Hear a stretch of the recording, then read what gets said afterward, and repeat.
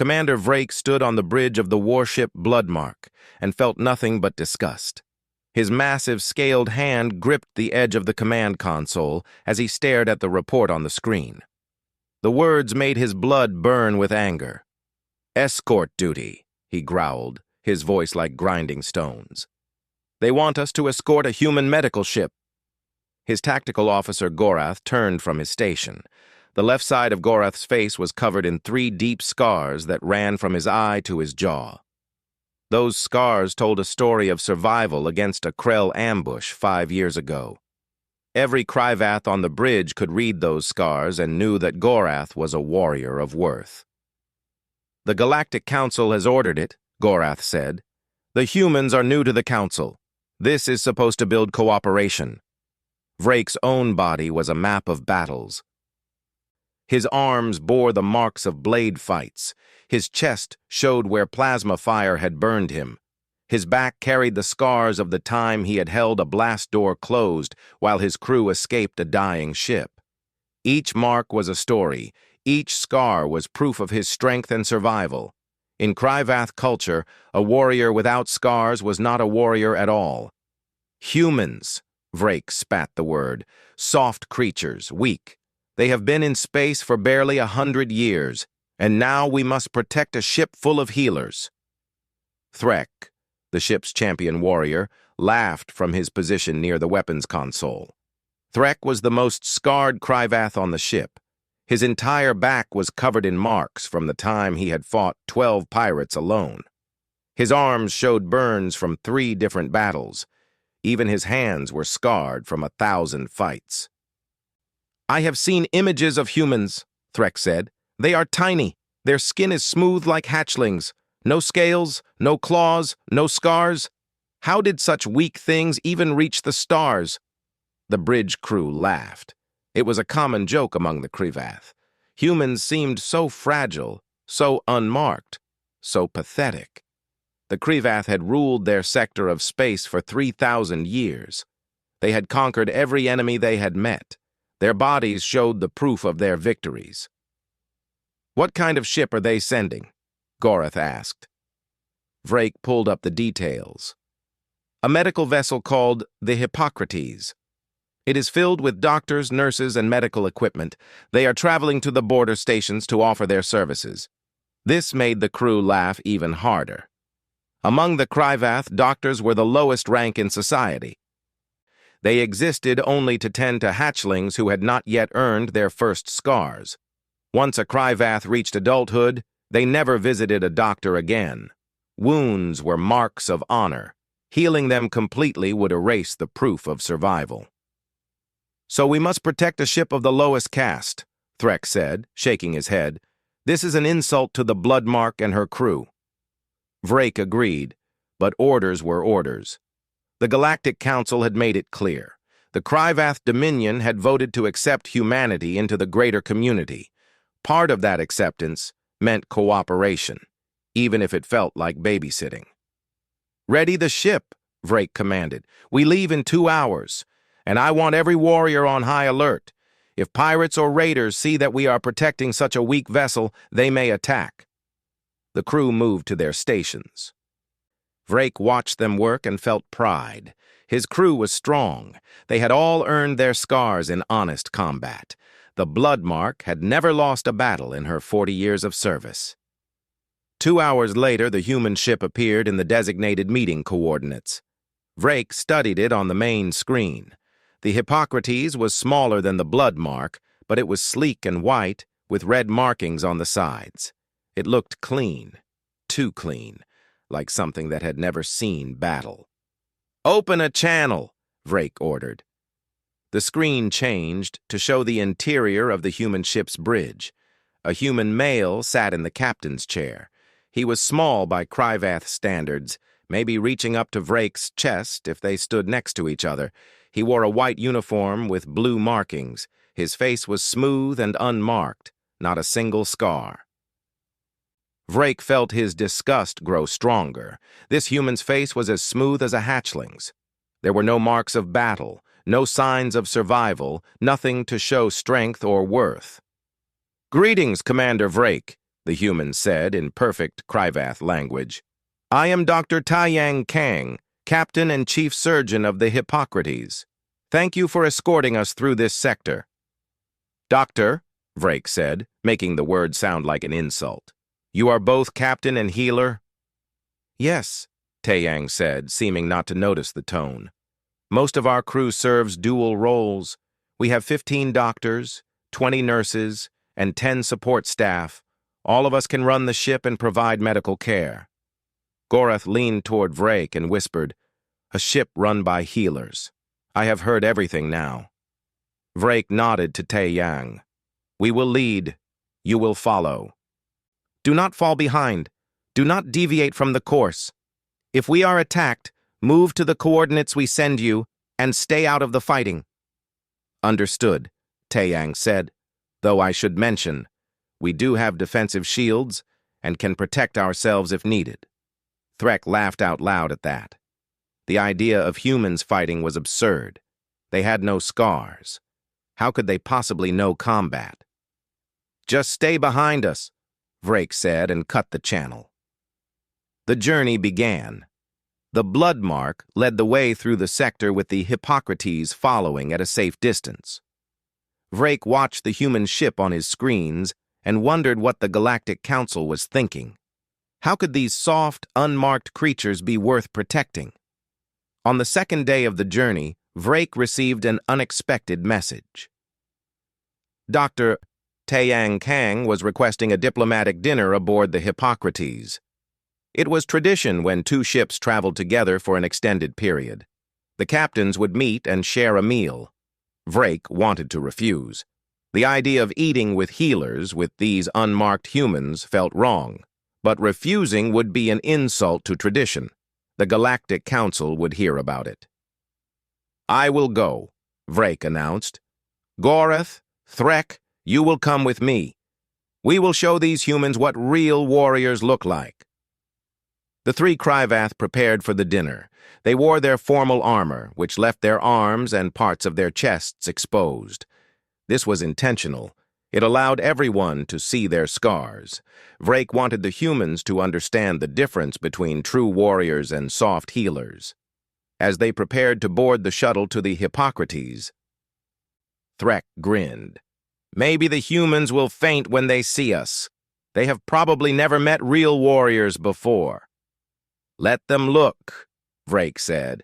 "Let them see what strength truly means." The shuttle carried them across the space between the two ships. Vrake stared at the white hull of the Hippocrates and wondered what awaited them inside. Whatever it was, he was certain of one thing. These humans, with their smooth skin and their healer ways, could never understand what it meant to be Krivath. They could never understand that scars were not something to hide or heal. Scars were proof. Scars were honor. Scars were life itself. He was about to learn how very wrong he was. The airlock of the Hippocrates opened with a soft hiss. Vrake stepped through first, followed by Gorath and Threk. The three Krivath warriors filled the corridor with their massive frames.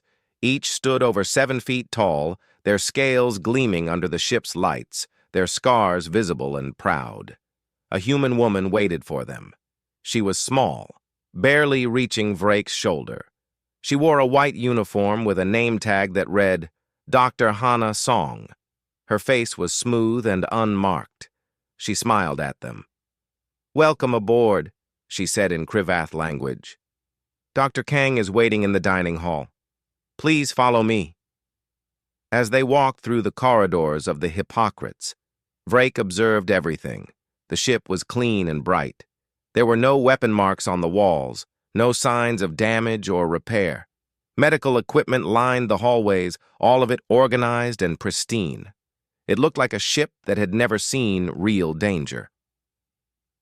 The dining hall was a medium-sized room with a long table in the center. Dr. Taiyang Kang stood as they entered. Next to him were 2 other humans. One was a man wearing a uniform that identified him as Dr. Jiho Park. The other was a woman named Suji Lee, whose uniform showed she was a senior nurse. "Commander Vrake," Tae-Yang said, gesturing to the table.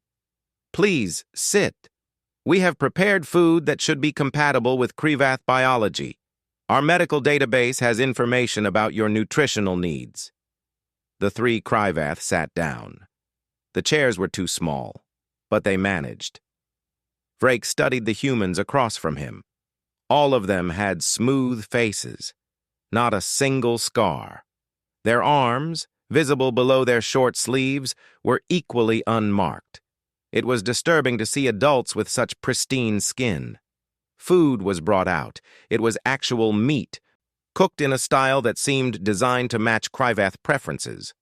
Vrake took a bite and was surprised. It was good. You fight well against hunger, at least, Threk said, laughing at his own joke. Tae-Yang smiled. We do our best. Tell me, Commander, how long have you served on the Blood Mark? 20 years, Vrake said.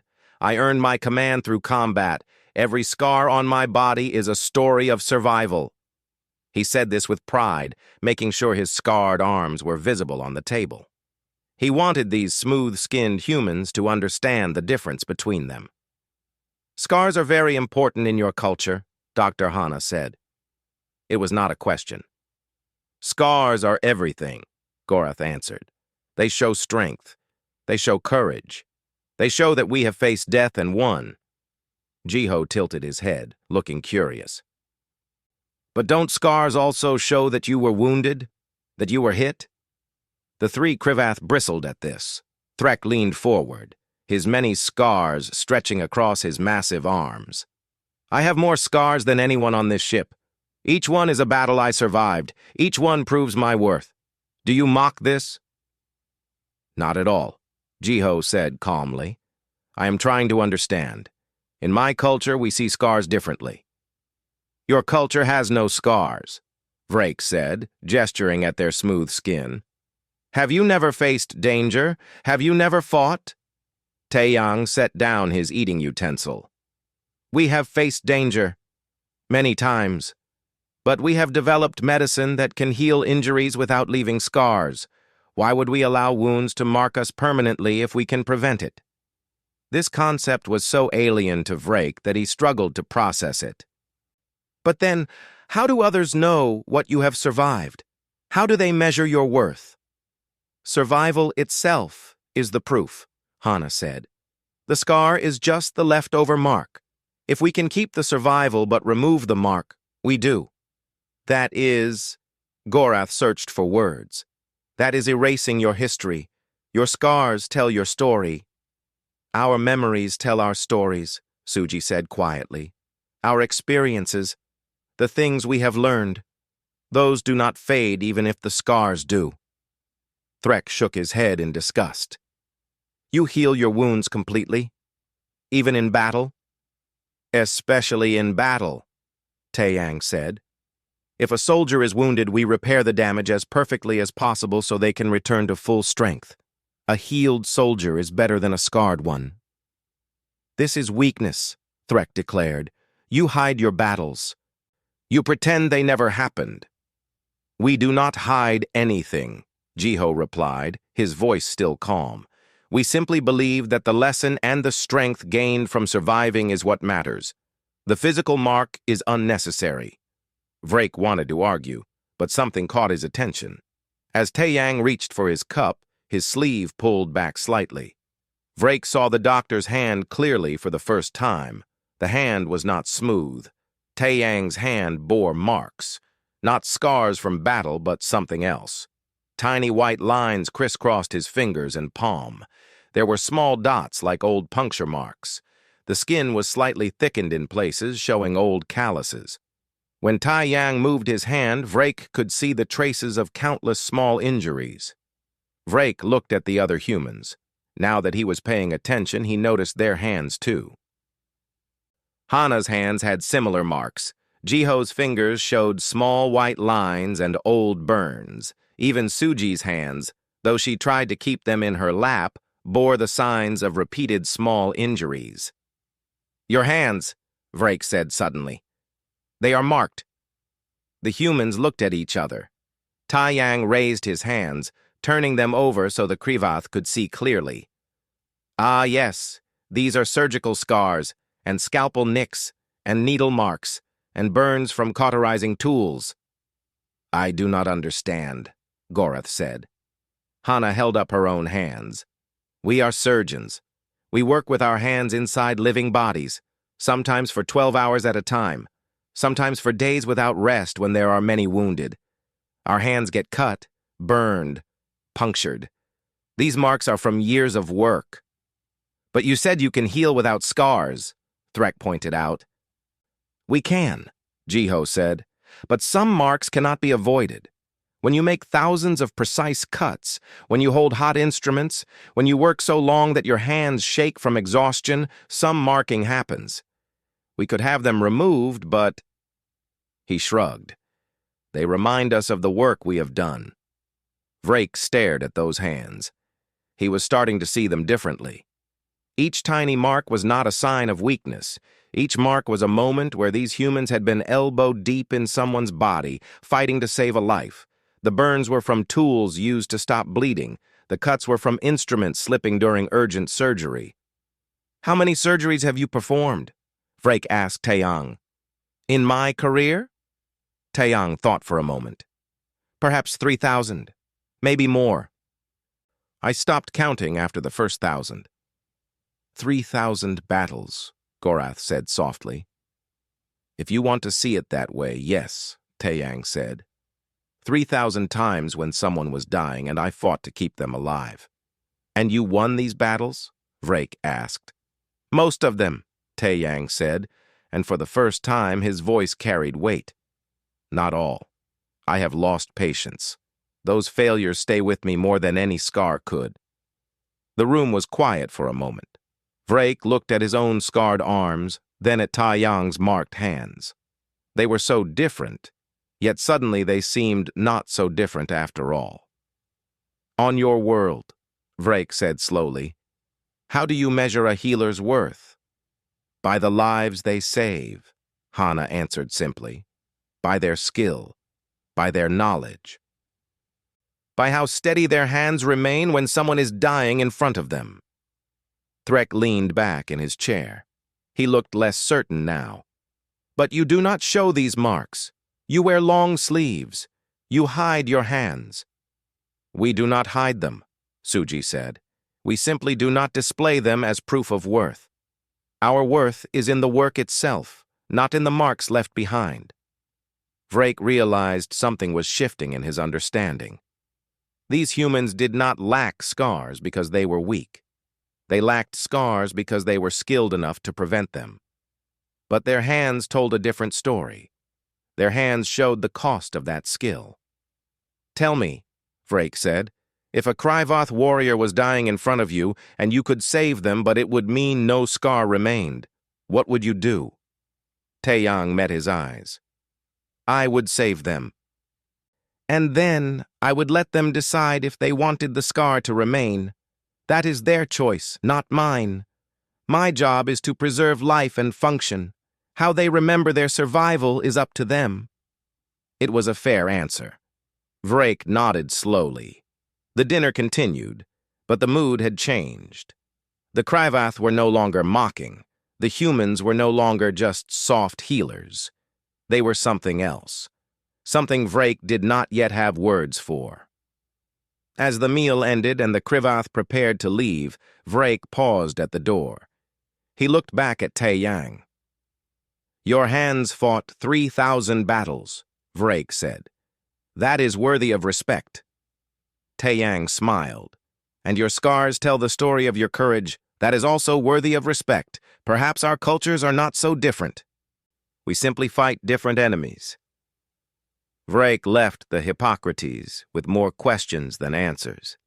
He did not know it yet, but everything he believed about strength and worth was about to be challenged in a way he could never have imagined.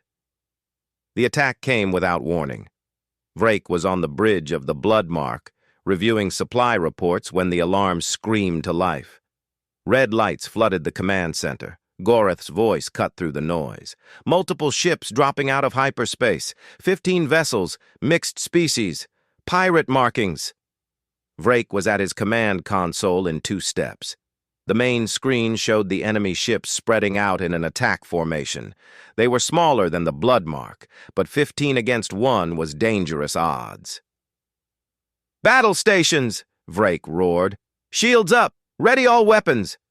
Get the Hippocrates behind us!" The Kryvath crew moved with practiced precision. This was what they were built for. Every warrior on the ship had trained for combat since they were hatchlings. Their scars proved they had survived real battles before. They would survive this one too. "The human ship is moving to the rear position," Gorath reported. "They are raising their shields." "Good," Vrake said. "Let them hide. We will handle this." The pirate ships opened fire. Energy beams and missiles streaked through space. The Bloodmark shuddered as the impacts hit her shields. Vrake gripped his console and smiled. This was a real fight. This would earn new scars. "Return fire," he commanded. "All weapons." The Bloodmark's massive guns spoke. The first pirate ship exploded in a ball of fire. The second lost its engines and spun away into the darkness. But there were still 13 more, and they were fast. They darted around the Kryvath warship like insects, firing from multiple angles. "Shields at 70%, Gorath called out. 60%. 50%. Vrake kept his face calm. The shields would hold.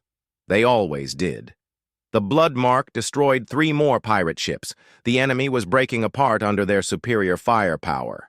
Then one of the pirate ships, a desperate captain who knew his death was coming, made a suicide run. "Incoming!" Threk shouted from the weapons console. "He's not turning away!" The pirate ship slammed into the Bloodmark's port side. The suicide attack came at the worst possible moment, when the shields were weakest. The enemy vessel tore through the shield barrier and ripped into the hull. Metal screamed. The ship shook like a wounded animal. Vrake was thrown against his console. Emergency systems activated automatically. The bridge crew held onto their stations as the ship twisted from the impact. "Damage report!" Vrake shouted. "Massive hull breach on the port side," Gorath said, his voice tight. "The barracks section is exposed to space. The emergency bulkheads are closing, but—" He stopped, his face going pale. "Commander, 43 warriors were in that section. The decompression was instant." Vrake felt his blood turn cold. 43 warriors. Some of them were fresh from training, young Kryvath earning their first tours. Others were veterans, covered in the scars of a lifetime of service. "The remaining pirate ships are fleeing," Threk reported. "They saw what happened. They are jumping to hyperspace."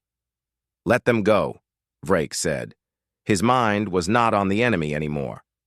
"Get medical teams to the barracks section, now!"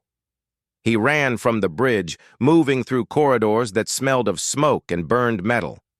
Other crew members were running too, all heading toward the disaster. When Vrake reached the damaged area, what he saw made him stop. The hull was torn open like paper. Through the emergency bulkheads, he could see the stars beyond. The barracks section was a nightmare of twisted metal and bodies. Warriors lay scattered like broken toys. Some were moving, trying to get up. Others were completely still. The ship's medical tender, a young Kryvath named Vex, was already there. He was doing what he could, but his equipment was basic. He had pain suppressants and wound sealant. That was all. Kryvath medicine was simple because Kryvath philosophy was simple. You either healed yourself or you died with honor. Vrake moved through the wounded, assessing the damage. A young warrior named Krith was choking on his own blood, his lungs punctured by shrapnel. A veteran named Sarex had her entire arm torn off. Threk was there, and Vrake felt his heart stop. His champion, his strongest warrior, had a metal beam through his torso. The beam had punched through Threk's body, piercing organs that no Kryvath could survive without. Threk was still conscious, but his blood was pooling on the floor. "Commander," Threk whispered. His voice was weak. "This is a good death. Tell my clutch. Tell them I died with honor." "You are not dying," Vrake said. But the words felt hollow. He could see Threk's wounds. No Kryvath could survive that. Even Threk's incredible strength had limits. Vex approached, his face grim. "Commander, I have treated the ones I can, but at least 20 of them—" He did not finish. He did not need to. 20 warriors. 20 Kryvath, who had fought bravely, who had earned their scars, who deserved to live, and Vrake could do nothing but watch them die. He stood there in the blood and smoke, feeling helpless for the first time in his life. All his scars, all his battles, all his strength meant nothing if he could not save his crew. A voice came over his communication device. It was Dr. Taeyang Kang. "Commander Vrake, we detected the damage to your ship. We have medical teams ready. Request permission to board and provide emergency medical assistance." Every instinct in Vrake's body screamed no. Accepting help from healers was shameful. Accepting help from humans, from these soft creatures with their unmarked faces, would be the ultimate dishonor. The Kryvath way was clear. Warriors healed themselves or they died. That was the code. But as Vrake looked at Krith, drowning in his own blood, as he saw Threk's eyes starting to close, as he counted the bodies of warriors who deserved better, he made a choice. It was the hardest choice of his life. "Permission granted," Vrake said into his communicator. "Send your teams immediately." Goreth, who had followed him from the bridge, stared in shock. "Commander, you cannot. The dishonor." "Honor means nothing to the dead," Vrake snapped. "And I will not watch my crew die because of pride. The humans are coming." The wait felt like an eternity. It was only 10 minutes, but each second was agony. Warriors were dying. Vrake could hear their labored breathing, could see their blood spreading across the deck. Vex worked frantically, but his supplies were running out. Then they arrived. The human medical team came through the airlock like a storm. Dr. Taeyang led them, followed by Dr. Hana, Dr. Jiho, Nurse Suji, and 10 others. They carried equipment that Vrake had never seen before. They moved with a purpose and speed that seemed impossible for such small beings. Taeyang's eyes swept across the carnage. He did not flinch. He did not hesitate. "Hana, take the left section. Jiho, you handle the crush injuries. Suji, triage everyone and mark them by priority. Red tags get immediate attention. Yellow tags get stabilized. Green tags can wait. Move!" The humans scattered like a well-trained military unit. They were not afraid. They were not overwhelmed. They simply started working. Vrake watched in stunned silence as Dr. Hana knelt beside Krith. The young warrior was barely conscious, his breathing wet and horrible. Hana's hands moved over his body, checking wounds, assessing damage. She pulled out a device that looked like a scanner. "Punctured lung, severed artery, internal bleeding," she said quickly. "He needs immediate surgery or he has 5 minutes." "Then do it," Taeyang called back. He was already working on another warrior, his hands moving inside a massive chest wound. Hana did not hesitate. She pulled out instruments and went to work right there on the bloody deck. Her hands moved with incredible speed and precision. Vrake saw her reach into Krith's chest through a wound and do something with her fingers. The terrible wet breathing stopped. Krith gasped and then breathed normally. "Lung reinflated," Hana said. "Starting artery repair." Across the room, Dr. Jiho was working on Sarex, the warrior who had lost her arm. He had injected something into her, and she had stopped screaming. He was sealing the stump with a device that looked like it was welding flesh together. "This is going to hurt later," Jiho told Sarex in perfect Kryvath. "But you will live. I promise you that." And near the worst of the damage, Dr. Taeyang knelt beside Threk. The champion was barely breathing.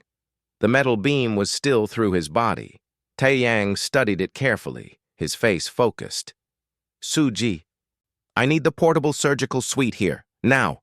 This one is critical." "The beam goes through his heart chamber," Vrake said, his voice breaking. No one survives that. Taeyang looked up at him. Those calm human eyes met Vrake's desperate gaze. Commander, I have repaired 17 heart chambers in my career. This will be number 18. But I need you to trust me and get out of my way. Vrake stepped back and watched as Dr. Taeyang Kang's scarred hands went to work, fighting death itself for the life of a Krivath warrior. Vrake had seen many battles in his life. He had watched warriors fight with swords and guns. He had seen champions face down impossible odds. He had witnessed courage in 1,000 forms. But he had never seen anything like what Dr. Taeyang Kang did next. The portable surgical suite that Nurse Suji brought was a compact device that unfolded into a full operating station. Lights blazed to life, illuminating Threk's massive body. Machines began to hum, displaying information that Vrake could not understand. Taeyang's hands moved across controls, and then he looked down at Threk. "Champion Threk," Taeyang said calmly, "I am going to save your life, but you need to stay awake and stay still. Can you do that?"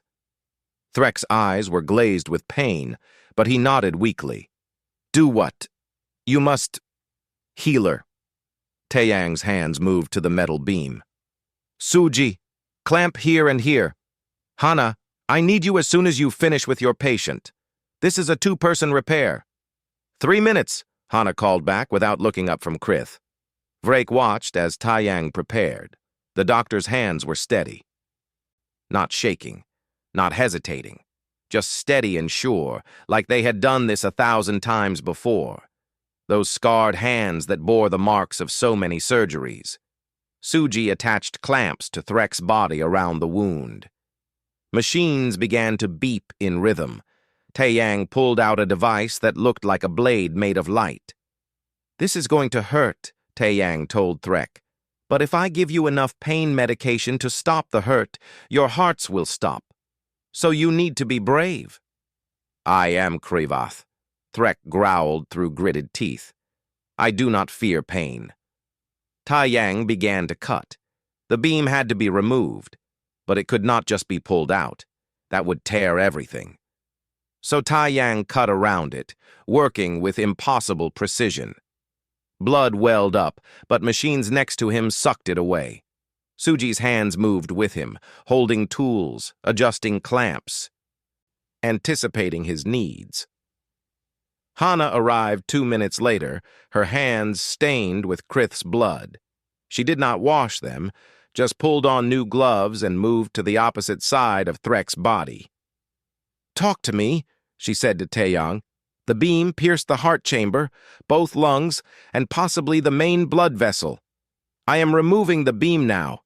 When I pull it free, you need to clamp the heart chamber instantly, or he bleeds out in seconds." "Ready," Hana said. Vrake held his breath. Around him, other Krivath warriors who could still stand had gathered. They watched in silence. This was their champion. If he died, it would break the crew's spirit. Taeyang pulled the beam free in one smooth motion. Blood exploded from the wound, but Hana's hands were already there. She reached into Threk's body without fear and clamped the heart chamber. Her hands disappeared inside the massive Krivath's chest, holding his heart together through pure strength and skill. "Clamped," she said, her voice never wavering. "Go." Taeyang's hands dove into the wound. Vrake could not see what he was doing. The doctor's hands were inside Threk's body, working blind, guided only by experience and knowledge. The machines beeped faster, numbers changed on screens. Suji called out information that meant nothing to Vrake. "Heart rate dropping. Blood pressure critical." "He is dying," Gorath whispered beside Vrake. But Taeyang's hands never stopped moving. "Hana, shift your clamp 3 millimeters left. Suji, give me the tissue fuser. No, the small one." His voice was calm, not panicked, not rushed, just calm and focused. "Heart rate stabilizing," Suji said. "Blood pressure rising." "He is fighting back," Taeyang said, and there was pride in his voice. "Good. Stay with me, Threk. You are not done yet."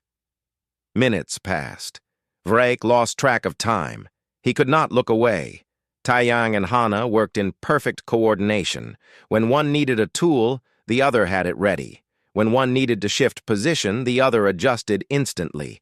They moved like they were one being with 4 hands instead of 2 separate people. Across the room, Dr. Jiho was performing his own miracle. He had moved to another critically wounded warrior, a female named Darax, who had shrapnel through her spine. Jiho's hands worked at the base of her neck, doing something delicate and precise. "Nerve bundles are intact," Jiho said to himself. "Good. You will walk again, warrior. I promise you this." Everywhere Vrake looked, the human medical team was working. They lifted equipment that should have required 2 Kryvath to move. They worked for hours without rest, without water, without food.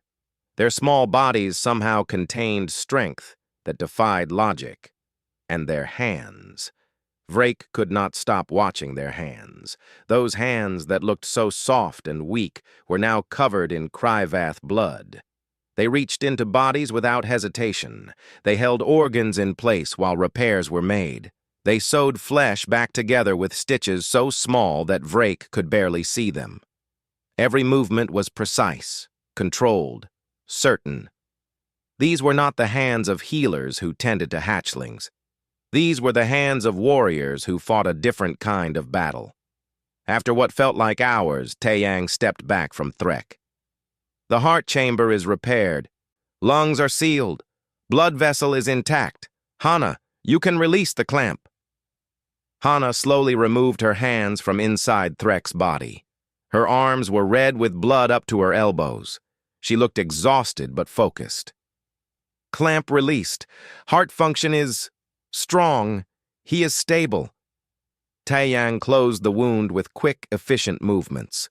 When he was done, Threk's chest was sealed. The champion was unconscious now, sedated, but his breathing was steady and strong. "He will live," Taeyang said, looking up at Vrake. "He will need rest, but he will live." Vrake felt something break inside him. It was not a bad breaking. It was like a wall crumbling, letting in light he had never known was there. He looked at Taeyang's hands, those scarred hands now drenched in blood, and understood. These marks were not signs of weakness. They were proof of 3,000 battles fought against death. Each tiny scar was a moment where steady hands made the difference between life and oblivion. Each burn mark was from a tool used to save someone's life.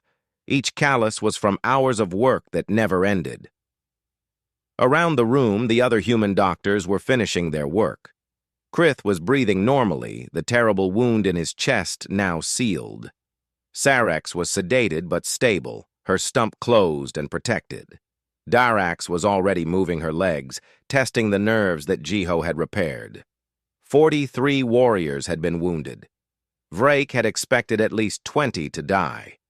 But as the hours passed and the humans worked their miracles, he realized something impossible. They were all alive, every single one. "How?" Vrake asked Taeyang. His voice was rough with emotion he could not name. "How did you save them all?" Taeyang looked down at his blood-covered hands, those hands that had worked for hours without shaking, without stopping, without failing. "Because this is what we do, Commander. This is our battle. Death comes for everyone and we fight it. Sometimes we lose, but today, we won." He looked around at his team. Hana was cleaning her arms, her face streaked with sweat and blood. Jiho was checking on his patients one more time, making sure they were stable. Suji was organizing the equipment, already preparing for the next emergency. "Every doctor on this ship has fought this battle hundreds of times," Taeyang continued. "We train for years. We study for decades. We practice until our hands can work without our eyes, until we can operate in the dark if we must. And when someone is dying in front of us, we do not hesitate. We do not doubt. We simply fight." Vrake looked at his own scarred arms. He had always been proud of these scars. They told the story of his survival. but now he wondered if he had understood survival at all. "Your hands," Vrake said slowly. "Those marks on your hands. They are scars of honor." Taeyang smiled, tired but genuine. "If you choose to see them that way, then yes. Each mark is a life saved. Each burn is a moment where I refuse to let death win. I have fought 3,000 battles, Commander. And standing here, looking at your crew alive and breathing, I can say I fought one more today." Gorath stepped forward. The tactical officer stared at Threk, at the sealed wound where death should have claimed him. "You saved our champion. You saved them all. This is—" He struggled for words. "This is impossible." "No," Hana said, joining them. Her hands were clean now, but the marks on them were visible in the bright lights. "It is not impossible. It is simply what happens when you refuse to accept death as inevitable. We cannot win every time. But we try. Every single time, we try." Vrake made a decision in that moment.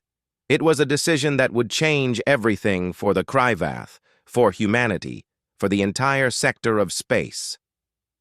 "Dr. Kang," he said formally, "I owe you a debt that cannot be measured in scars or gold or territory. You have saved 43 lives today. In Kryvath culture, that makes you a warrior of the highest honor." Taeyang bowed his head. "I require no debt, Commander. Saving lives is not something we do for payment. It is simply what we do."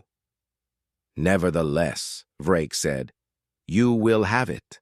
And more than that, you will have my respect. You and your entire team." He looked at his crew, at the warriors who were stable now, alive because these small humans had refused to let them die. "I have learned something today," Vrake said to everyone present. "Scars prove you survived, but the truest strength is not in the scars you carry. It is in the scars you prevent in others." 26 hours after the attack, the last patient was declared stable. Dr. Taeyang Kang had not slept in that entire time. Neither had his team. They had worked through exhaustion, through hunger, through every limit the body should have. Vrake found Taeyang in the temporary medical bay that the humans had set up in the cargo hold. The doctor was checking on Threk one final time. The champion was awake now, his eyes clear and alert. "I should be dead," Threk said when he saw Vrake. His voice was weak but steady. "I felt the beam go through me. I felt my heart stop beating, but I am alive." "Because of them," Vrake said, gesturing to Taeyang. Threk looked at the human doctor. For the first time since Vrake had known him, the proud warrior seemed uncertain.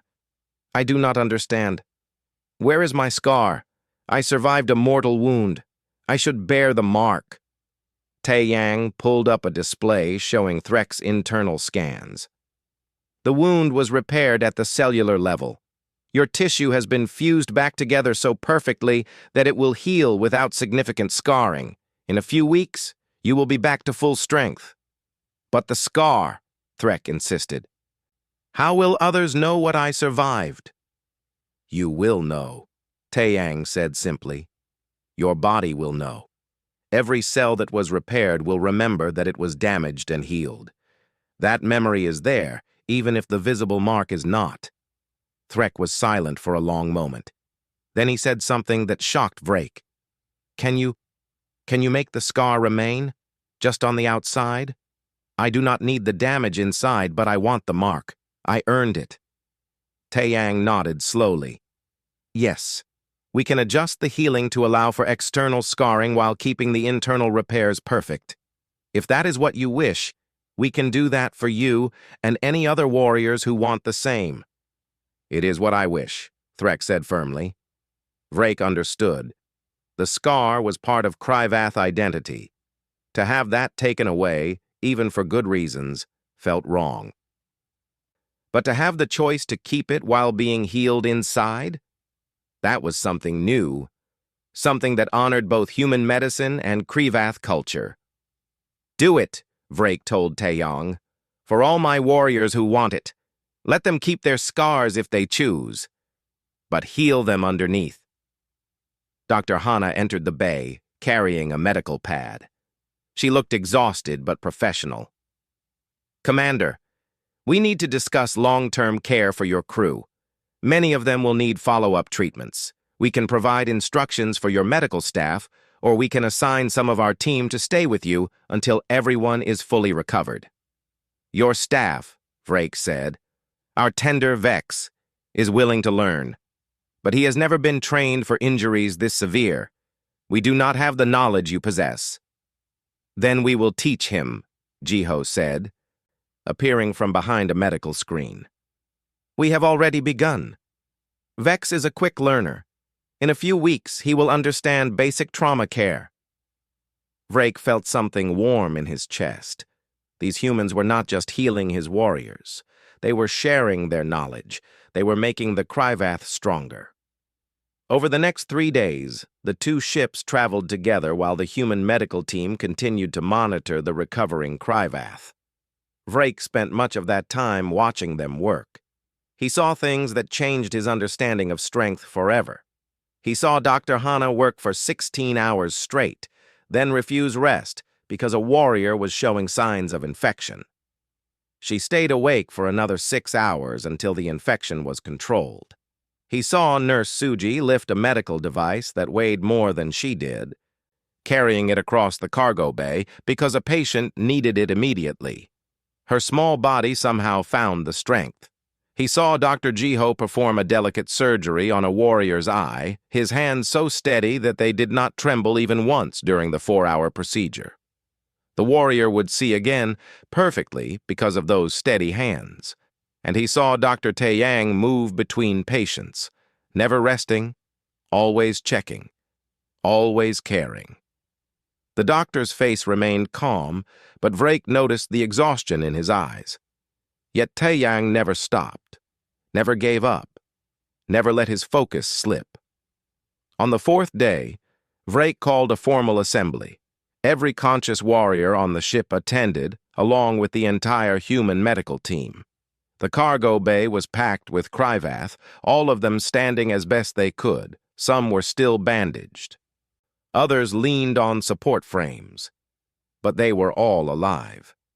Vrake stood before them, his command presence filling the room. "Warriors of the Bloodmark," he began.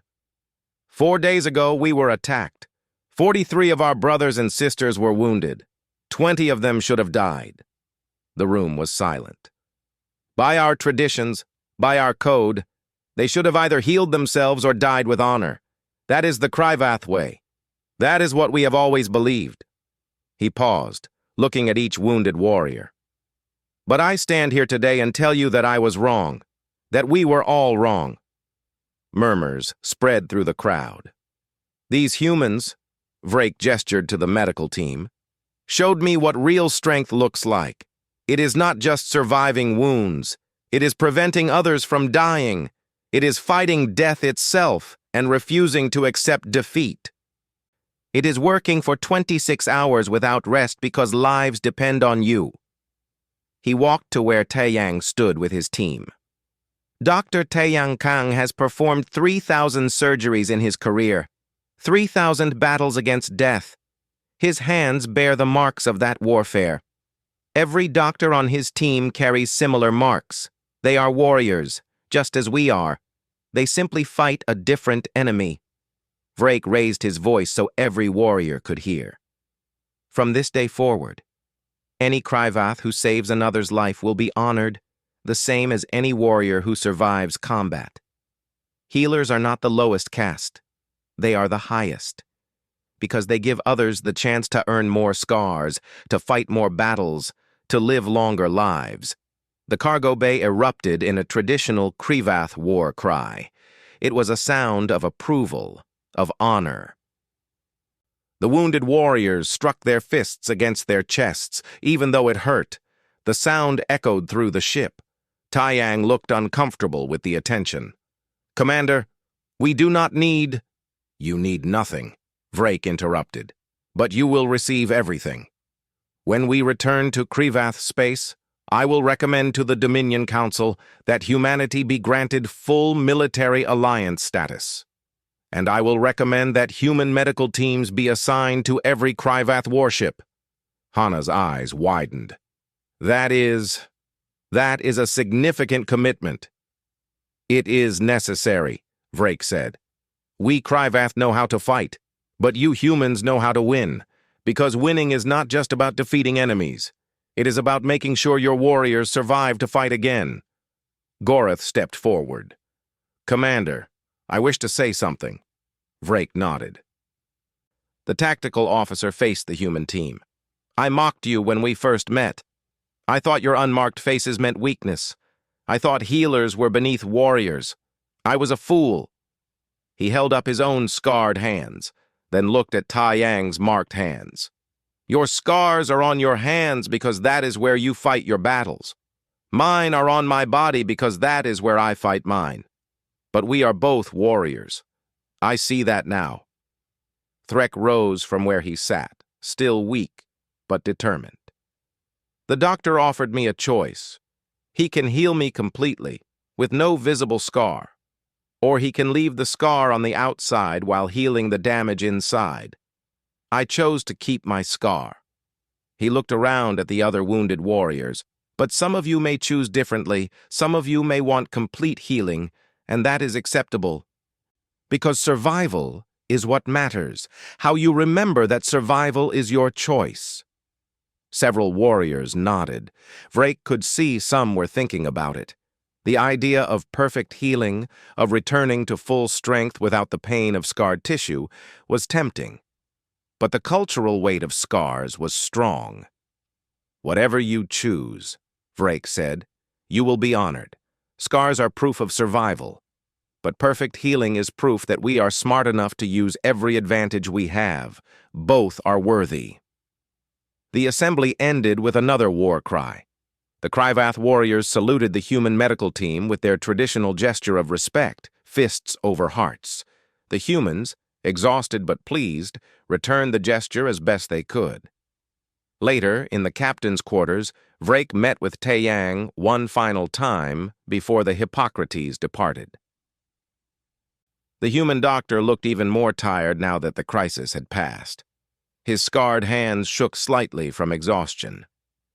You should rest, Vrake said. I will, Tai Yang promised. After I finish the reports, after I check the supply inventory, after I make sure all the follow-up instructions are clear. Vrake smiled.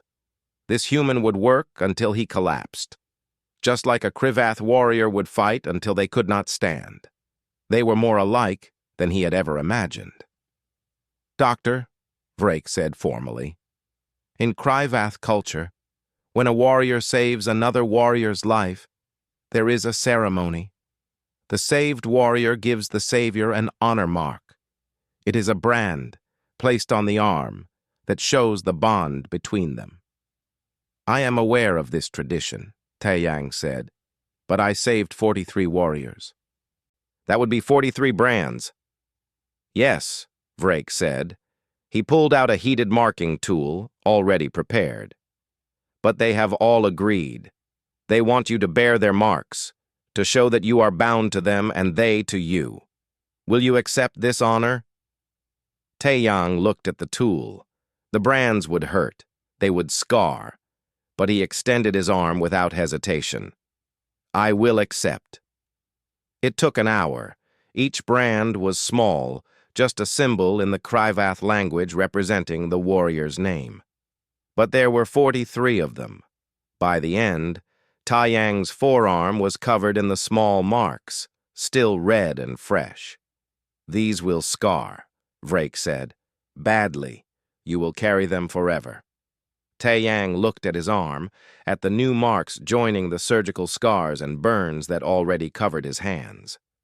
Good. Now when I look at my hands, I will remember not just the patients I saved, but the warriors who honored me for saving them. These scars tell a story. I am proud to wear them.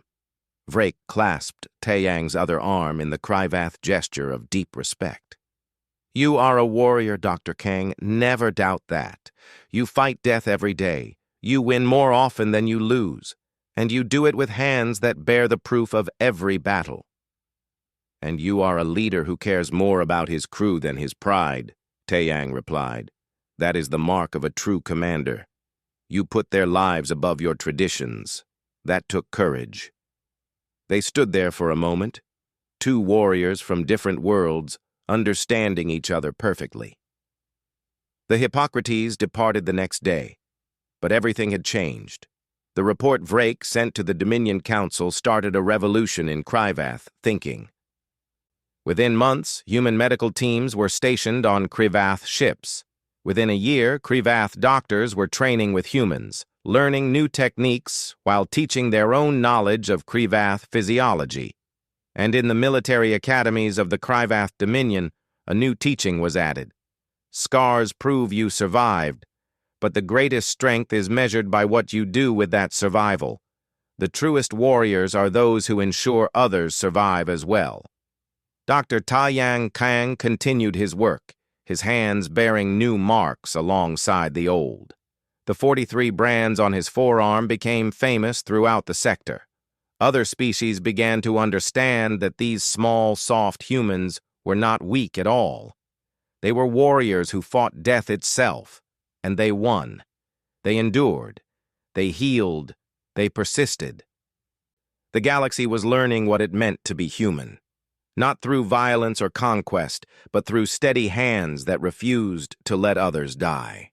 Through doctors who fought for 26 hours straight. Through healers who measured worth not by scars received, but by lives saved. The Krivath had measured worth by scars for 3,000 years. Then they saw the human doctor's hands, and everything changed.